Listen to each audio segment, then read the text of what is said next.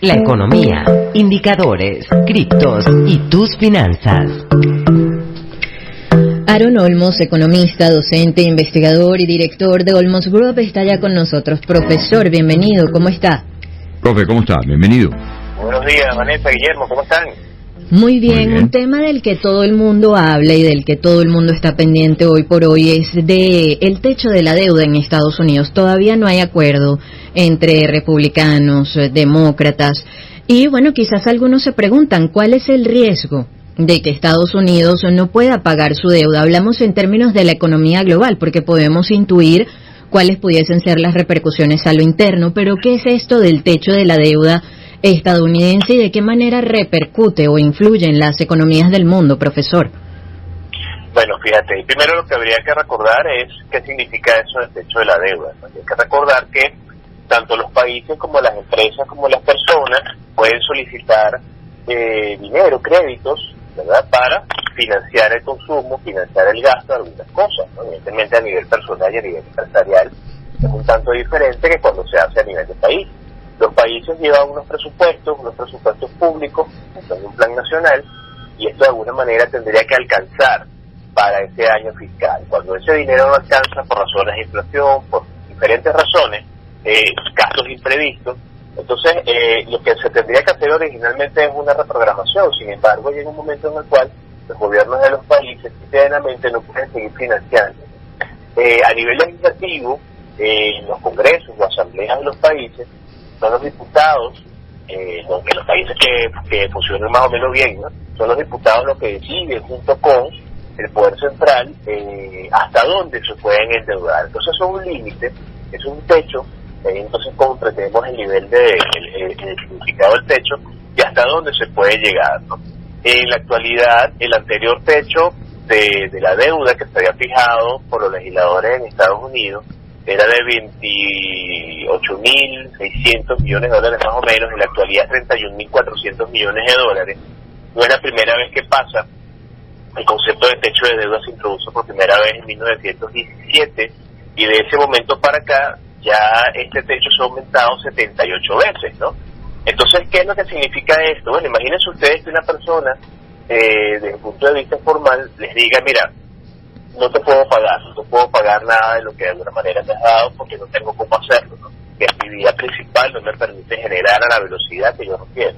Bueno, imagínense ustedes que una de las principales economías del país, que diga al mundo entero, por su calificación de riesgo, medida por agencias de calificación de riesgo como la Standard & Poor's, por ejemplo, bueno, mira, realmente no puedo pagar todos mis endeudamientos, ¿no?, todo lo que tengo, todo lo que debo. Eso de alguna manera afecta, como tú bien decías, Vanessa, la economía global, es la principal moneda de intercambio global, las bolsas de valores comienzan también a reaccionar y es allí donde se hace esto delicado y se hace global. Eso es lo que se llama default también, Aaron, es caer en impago.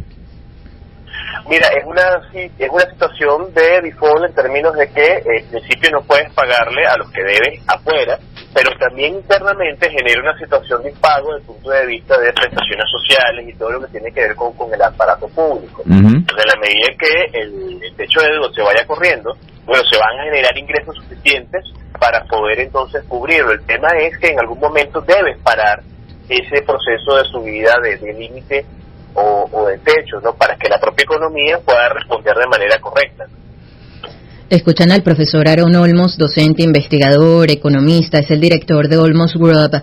Profesor, obviamente Estados Unidos siempre ha tenido la reputación de ser garante de la economía mundial. No es primera vez que se ve frente a una situación de este tipo, pero ¿cuál es su lectura, su análisis, tomando en cuenta que además otras economías del mundo hablan de la desdolarización, tratan de depender cada vez menos del dólar, que en un contexto como este obviamente perdería mucho de su valor?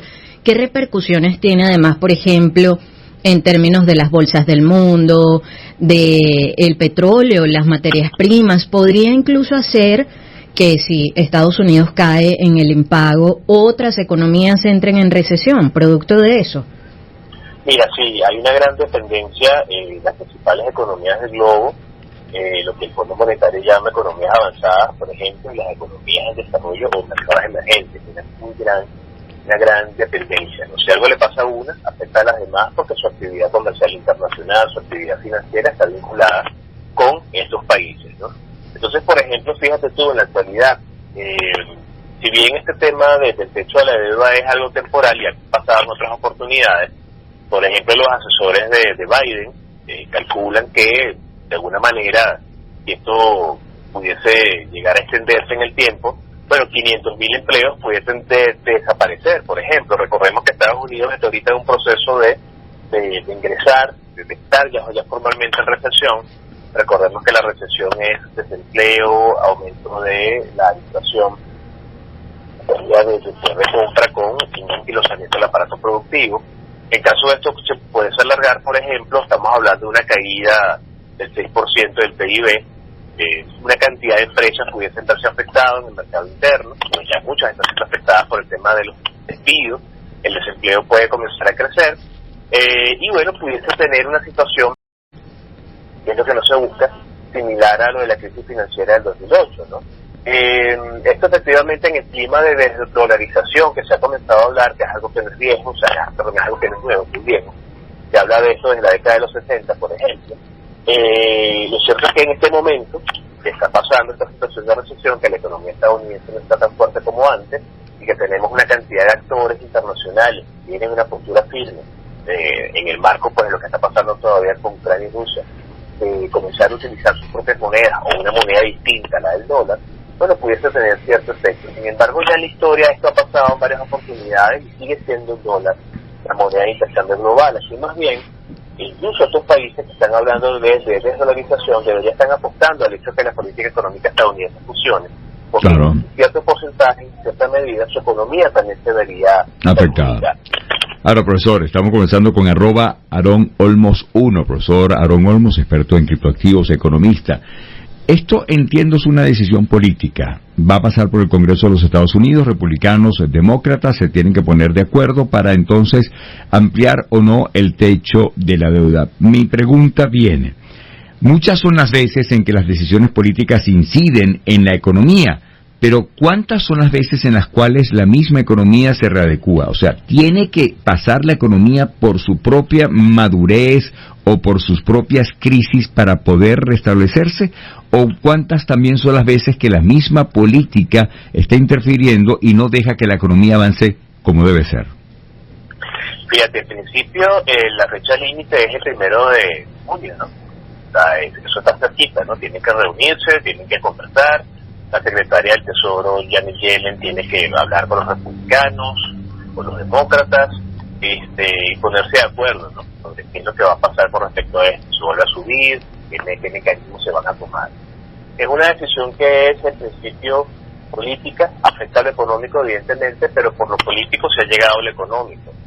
La teoría económica te demuestra que, siendo la economía un entramado de relaciones sociales y de producción, independientemente de lo que llega a pasar en los países, siempre hay capacidad real en la medida que los seres humanos estemos y tengan la capacidad de trabajar, de producir, de transformar los bienes, hay posibilidades de hacer reflotar las economías. De hecho, por ahí siempre se ha dicho que ningún país quiebra, ¿no? O sea, quiebran son los gobiernos de los países, que lo han hecho mal, han tenido una muy mala gestión, por ejemplo. Pero siempre es posible la posibilidad de reflotar las economías. Entonces, por muy mal que se haya hecho, siempre es posible, en la medida que se tengan recursos, fuerza de trabajo, capacidad real, hacer reflotarla. Esto es algo que está pasando, ha ocurrido, y efectivamente la economía norteamericana, y por eso te decía hace unos minutos que inclusive sus detractores tendrían que apostar a que le vaya bien, porque efectivamente la gran dependencia que sigue existiendo, bueno, está presente. Y al final de cuentas la economía, si bien tiene herramientas para poder restablecerse, este empujón de alguna manera hace que, desde el punto de vista político, permita que esto ocurra a mayor velocidad. Profesor, y ya para concluir, si no llegan a un acuerdo, republicanos y demócratas, ¿qué tanto puede hacer el presidente de los Estados Unidos? Mira, a nivel legislativo, en principio esto pasa por las diferentes cámaras, ¿no? Tienen que ponerse de acuerdo. Hasta ahora ha ocurrido en varias oportunidades. Recordemos la crisis del 2008, cuando se solicitó un rescate financiero, un grupo de empresas, y en principio dijeron que no, y después, al ver el tamaño del problema que se avecinaba, luego dijeron que sí. Yo creo que hay mucho aprendizaje de esta crisis, y lo cierto es que, más allá de que existen algunas posiciones encontradas por revanchismos políticos, bueno, aquí lo importante es que la economía se mantenga en equilibrio, porque al final de cuentas todo el mundo está en el mismo barco. Pero en el caso de eso no llegara a ocurrir, ¿verdad?, pudiese darse una situación excepcional de otorgar poderes especiales para enfrentar una situación económica a este nivel. Aquí en Venezuela prácticamente lo hemos escuchado siempre, cuando se le han otorgado poderes especiales al Ejecutivo Nacional para legislar en materia económica en temas de emergencia, ¿no? Ese tipo de herramientas siguen estando presentes en los demás países a nivel de sus espacios legislativos, y es el último recurso, como la última carta, pero eso está dentro del menú de opción. Sí, que asumo debe estar en la Constitución, porque si esos poderes legislativos dependen que se los otorgue el mismo Congreso que le está negando el techo de la deuda, pues posiblemente sea una rueda de hámster eso. Seguramente es un mecanismo constitucional al cual va a apelar Biden en ese momento. Profesor, como siempre, un placer, un honor estar con usted. Cuídese mucho. Siempre a la orden, un gran abrazo. Gracias. Igual para usted, @Aaron Olmos.